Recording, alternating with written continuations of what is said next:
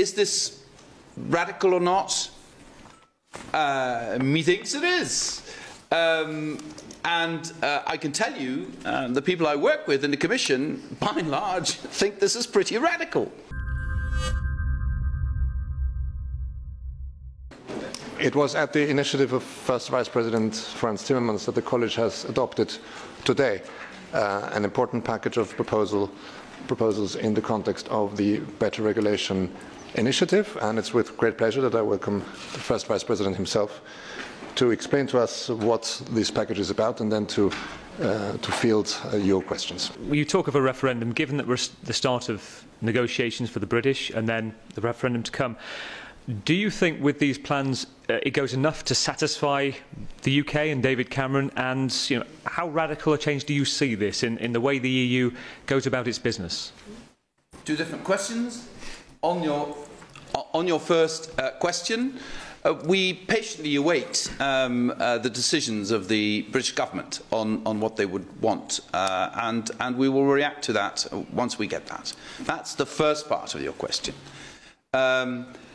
Is this radical or not? Methinks it is. I can tell you, the people I work with in the Commission, by and large, think this is pretty radical.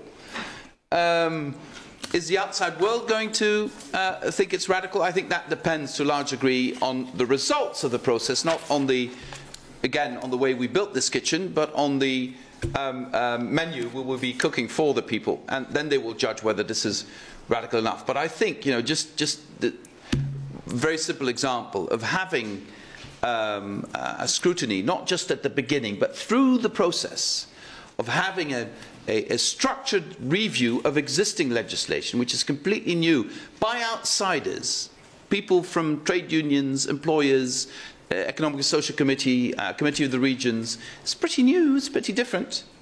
But again, I would accept two things. First of all, people being sceptical about this, given past experience. I accept that.